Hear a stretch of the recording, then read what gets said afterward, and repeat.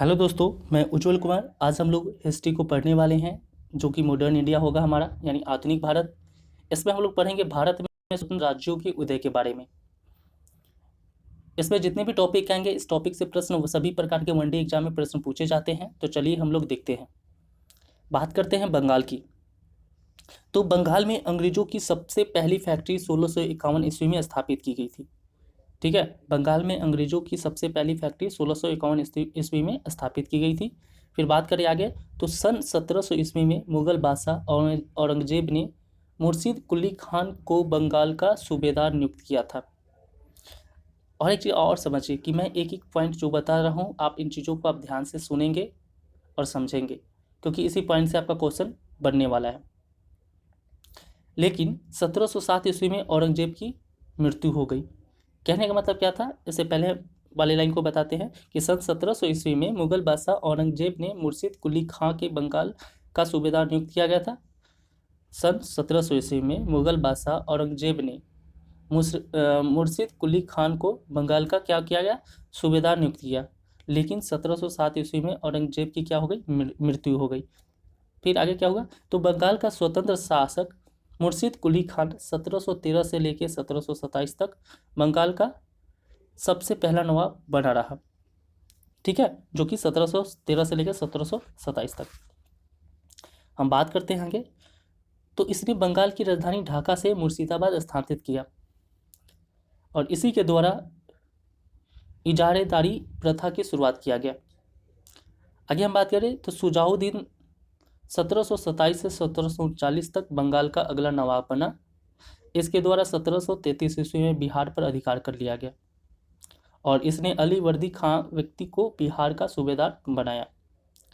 आगे हम बात करें तो अगला बंगाल का नवाब सरफराज खां, जो 1739 से 1740 तक रहा।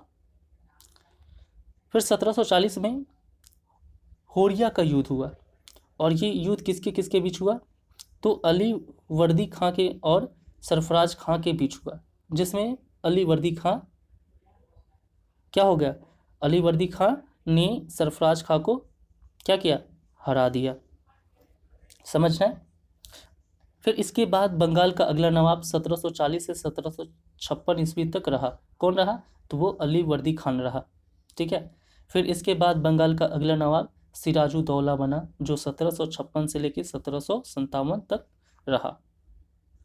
हम बात करते हैं आगे, तो 4 जून 1756 को सिराजुद्दौला के द्वारा कासिम बाजार पर आक्रमण कर उस पर अधिकार कर लिया गया। यानी कहने का मतलब 4 जून 1756 को सिराजुद्दौला के द्वारा कासिम बाजार पर आक्रमण कर लिया गया और उस पर क्या किया, आक्रमण करके अधिकार कर लिया गया। फिर 15 जून 1756 को कलकत्ता पर आक्रमण करके कलकत्ता पर भी अधिकार कर लिया गया। किसके द्वारा, तो सिराजुद्दौला द्वारा। अब हम बात करते हैं आगे। अब इसने कलकत्ता का नाम बदलकर अलीनगर रख दिया। किसने, सिराजुद्दौला ने। फिर 20 जून 1756 को एक घटना घटी जो ब्लैक होल ट्रेजेडी, यानी जिसको हिंदी में बोलते हैं काल कोठरी की घटना से प्रसिद्ध है।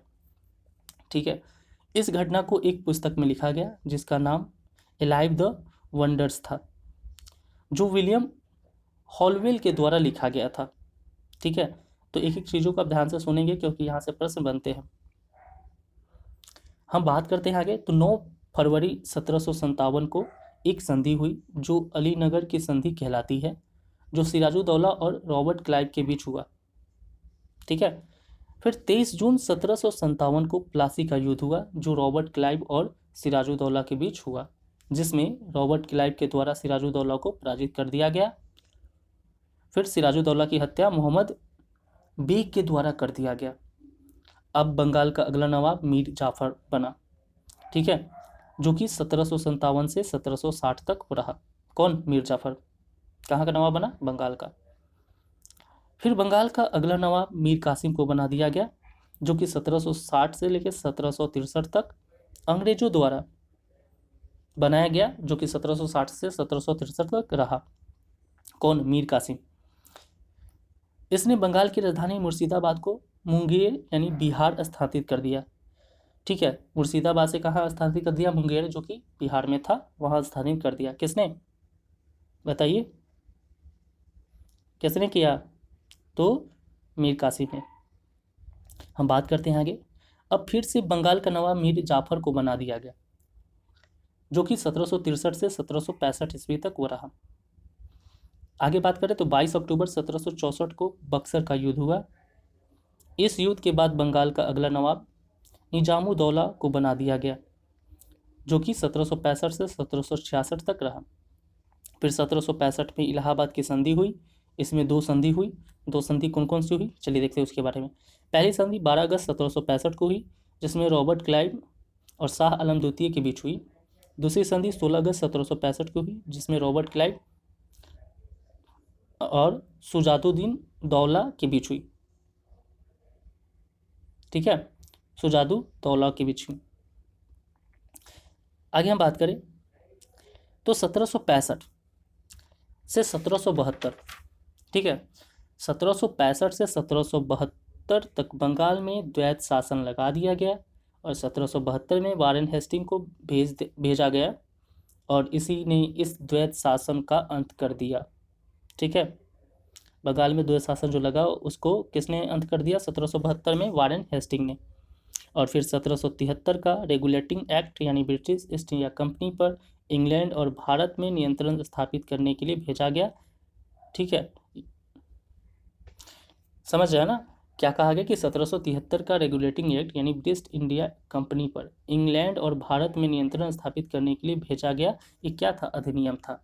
तो इन चीज़ों के बारे में हम लोग पढ़े। यहाँ से आपके एग्जाम में, वनडे एग्जाम में, चाहे आप किसी भी जॉब की तैयारी करते हो, सभी एग्जाम में प्रश्न पूछे जाते हैं। तो ये टॉपिक मैंने क्लियर किया। अब इसके बाद जो भी चीज़ बचा है उसको मैं अगले वीडियो में देखूंगा।